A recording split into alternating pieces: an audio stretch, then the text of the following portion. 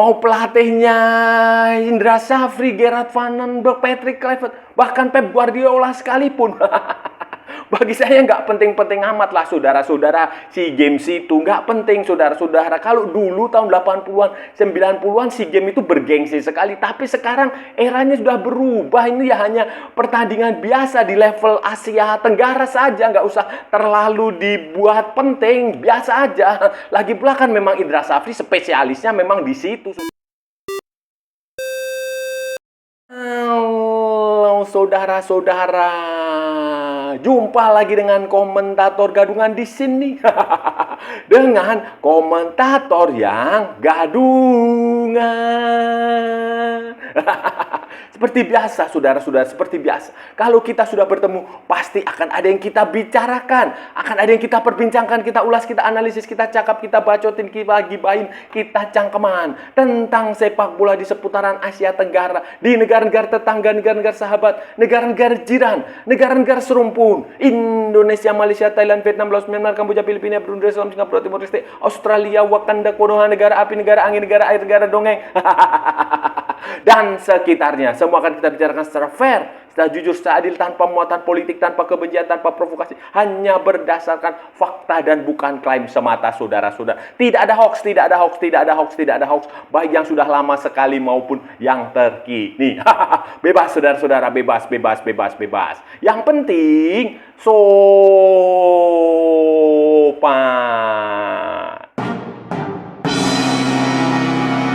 Jadi begini saudara-saudara, jadi begini, saat setelah kekalahan Indonesia di Piala AFF U23 saudara-saudara, muncul wacana untuk mengembalikan Indra Syafri sebagai pelatih U23 nanti di SEA Games. SEA Games itu kalau nggak salah pokoknya akhir tahun lah saudara. So, kalau nggak November, Desember atau bulan apalah pokoknya itu nanti ada SEA Games. SEA Games tahun ini ada SEA Games di Thailand saudara-saudara. Nah, itu wacana itu muncul dari Menteri Pemuda dan Olahraga Menpora Dito Aryo Tejo yang mengatakan bahwa ya ada wacana, pokoknya dia ya nggak masalah kalau pokoknya dia mengatakan seperti itu. Indra Syafri berpotensi, punya peluang untuk kembali melatih Indonesia di SEA Games.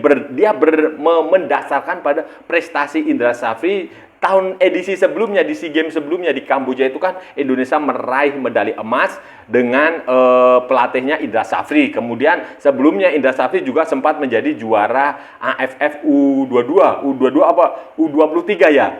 Itu. Kemudian sebelumnya lagi U19 Indra Syafri, ya memang Indra Syafri kalau sudah level Asia Tenggara memang dia jagonya. Kalau sudah naik ke level Asia ya mohon maaf Pak Indra ya, tapi memang itu fakta. Dan inilah yang membuat Kementerian Pemuda dan Olahraga Menpora itu berencana menunjuk Indra Syafri sebagai pelatih, walaupun PSSI sendiri belum mengambil keputusan. PSSI sendiri belum mengambil keputusan karena masih terlalu dini, karena masih ada agenda yang di depan ini, yang dalam waktu dekat ini ada agenda yang lebih penting daripada SEA Games, yaitu kualifikasi Piala Asia U23. Nanti bulan September Indonesia akan bertanding melawan Laos, melawan Makau, dan melawan Korea Selatan. Kualifikasinya Indonesia menjadi tuan rumah akan digelar di Sidoarjo, saudara-saudara, bulan September. Ketua Umum Erick Thohir mengatakan ya nggak masalah pokoknya dia mengatakan Indra Syafri memang pelatih yang bagus, pelatih yang berkualitas, punya jasa terhadap sepak bola Indonesia. Kalau mau ditunjuk juga nggak masalah. Tetapi dia menegaskan sampai saat ini belum ada keputusan apapun. Belum ada keputusan apapun apakah Indra Syafri akan melatih di SEA Games atau tidak. Tetapi Gerard Van Aanholt, pelatih tim nasional U23 itu sudah mengatakan bahwa dia tidak akan menangani tim nasional. Dia nggak tahu ya apakah itu kontraknya atau apa, tetapi dia mengatakan bahwa dia tidak akan menangani Indonesia nanti di SEA Games. Dia bukan tidak akan ya, kalau ditunjuk ya mungkin ada kemungkinan itu, tapi dia belum diminta untuk menangani tim nasional Indonesia di SEA Games karena dia sedang fokus untuk menghadapi kualifikasi Piala Asia U23 dan target dia ya lolos ke Piala Asia U23 lah saudara-saudara, dengan cara mengevaluasi hasil pertandingan selama Piala AFF U23. Kemarin kita tahu kan Indonesia hanya menang besar lawan Brunei Darussalam, kemudian gol bunuh diri lawan Filipina menang, kemudian imbang lawan Malaysia, kemudian menang adu penalti lawan Thailand, dan kalah di final melawan Vietnam. Ini yang sedang menjadi fokus utama Gerard Van den Berg untuk memperbaiki skuad, untuk menatap skuad nanti di kualifikasi Piala Asia. Karena pada edisi sebelumnya kan Indonesia lolos sampai ke semifinal. Nanti kalau kita nggak lolos ke Piala Asia U23 ini kan ya malu lah. Malu saudara-saudara, malu. Dan ya itu yang diputuskan. Jadi belum ada keputusan apakah Indra Safri akan menjadi pelatih di SEA Games atau tidak. Lagi pula saudara-saudara, SEA Games ini tidak di bawah kewenangan PSSI, melainkan di bawah kewenangan Komite Olimpiade Indonesia. KOI, Komite Olimpiade Indonesia. Jadi KOI bisa membentuk tim sendiri, tentu saja dengan supervisi, dengan izin dari PSSI, saudara.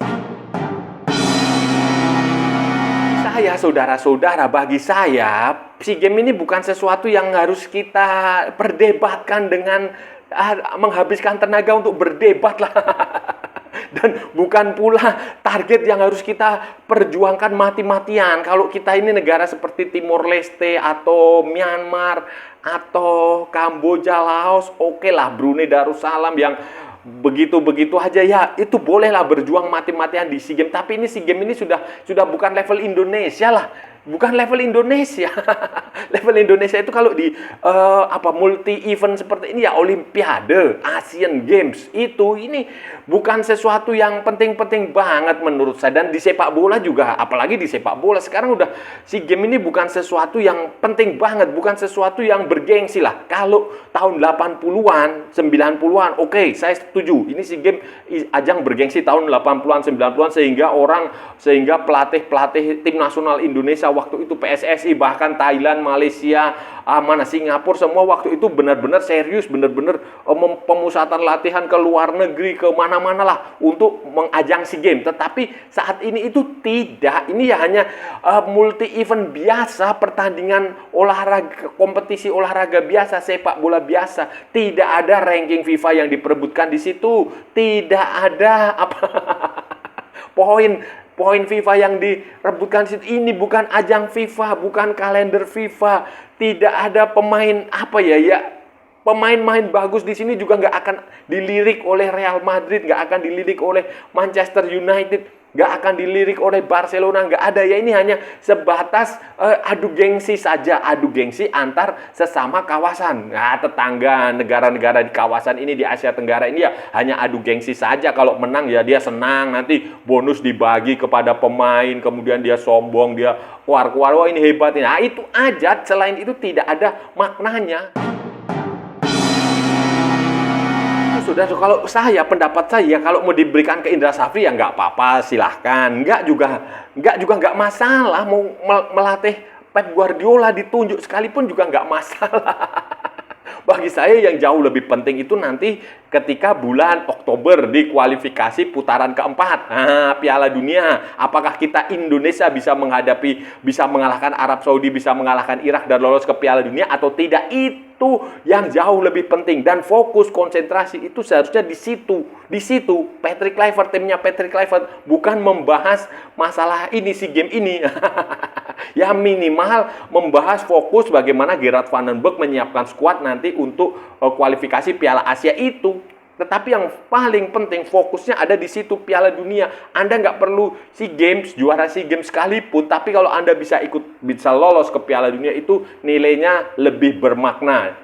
Saudara-saudara, Anda nggak juara Piala Asia, tetapi Anda bisa lolos ke Piala Dunia, itu nilainya jauh ya bermakna. Ya juara Piala Asia juga bermakna. Ya pokoknya nilainya besar lah saudara-saudara ya, dibandingkan hanya sekedar juara Piala AFF U23 atau U senior. Apa itu nggak penting. Jadi itu fokus di situ karena kualifikasi Piala Dunia yang round keempat nanti yang bulan Oktober itu adalah penentuan.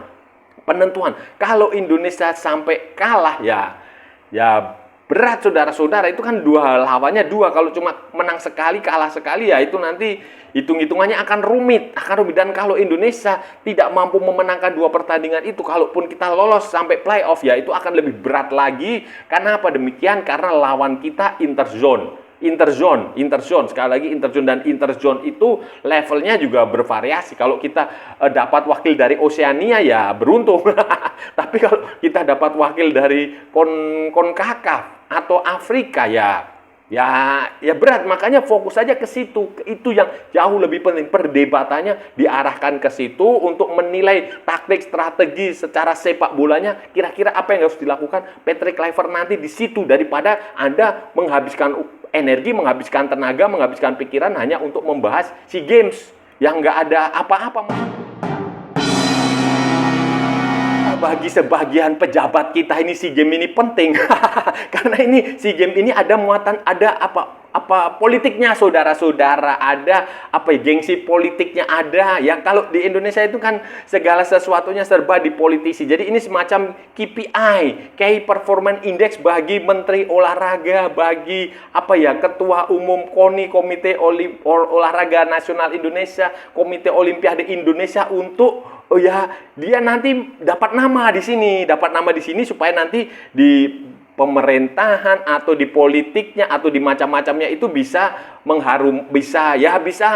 intinya politik lah saudara-saudara. Ini yang terjadi di Indonesia seperti itu. Jadi makanya mereka sibuk sekali. Padahal ini nggak ada maknanya sama sekali ya. SEA Games itu ya hakikatnya ya kalau level-level itu ya seharusnya ini hanya dijadikan uji coba saja. Kirim tim U20 aja menurut saya sudah bagus lah saudara-saudara. Kasih tim U20 kasih kesempatan main di sini di SEA Games ini untuk mengembangkan diri, untuk mencari pengalaman, untuk untuk menimba ilmu, bertanding di level internasional. Itu aja. Jadi ya karena memang ini muatan politiknya jauh lebih besar, dan selama muatan politiknya jauh lebih besar itu ya sepak bola kita, olahraga kita nggak akan maju-maju saudara-saudara, karena semuanya punya kepentingan. Karena yang paling penting itu ya kalau di olahraga secara keseluruhan ya Olimpiade, Asian Games itu yang lebih penting, bukan sekedar SEA Games. Kalau sepak bola ya Piala Dunia, Piala Asia itu. Saudara-saudara, itu tadi pembahasan kita hari ini. Kita sudah bicara panjang lebar dari A sampai Z, dari barat sampai ke timur, dari utara sampai ke selatan, dari Sabang sampai Merauke, dari Pulau Rote sampai Pulau Miangas, dari New York sampai San Francisco, dari London sampai Istanbul, dari Zimbabwe sampai Vanuatu. Jauh amat ya saudara-saudara. Ya semuanya lah tadi saudara-saudara, semuanya tadi sudah kita perbincangkan. Hari ini tadi kita bicara tentang kabar, rumor tentang kemungkinan Indra Safri comeback melatih tim nasional U23 apa U22 ya di SEA Games tahun 2025 di Thailand saudara-saudara. Bulan bulan Desember apa bulan November lah ya, pokoknya akhir tahun itu akan ada SEA Games di situ di Thailand. Dan kemungkinan besar ada wacana dilontarkan oleh Menteri Olahraga Menpora Dito namanya, Dito Aryo Tejo, Menteri Olahraga, Menteri Pemuda dan Olahraga Menpora mewacanakan bahwa Indra Safri bisalah melatih SEA Games. Kemudian karena dia berdasarkan musim edisi sebelumnya kan yang menghadirkan medali emas itu kan Indra Safri. Kemudian Indra Safri di level Asia Tenggara pernah juara U19, pernah juara U22 apa U23 itu pernah juara. Jadi itu parameter. Tapi PSSI sendiri belum memberikan tanggapan. Ketua Umum PSSI Erick Thohir belum, nggak apa-apa kalau mau Indra Safri, nggak apa-apa, dia pelatih bagus bla bla bla bla bla. Tetapi PSSI belum mengambil keputusan apakah Indra Safri ataukah Gerard van den Berg yang akan dipekerjakan. Tetapi Gerard van den Berg sudah mengatakan bahwa dirinya tidak ditunjuk untuk melatih di SEA Games. Tugas dia nanti ada di kualifikasi Piala Asia U23 mulai bulan depan bener, September saudara-saudara. Itu nanti ada kualifikasi Piala Asia U23. Nanti kalau lolos 2026 itu ada Piala Asia U23.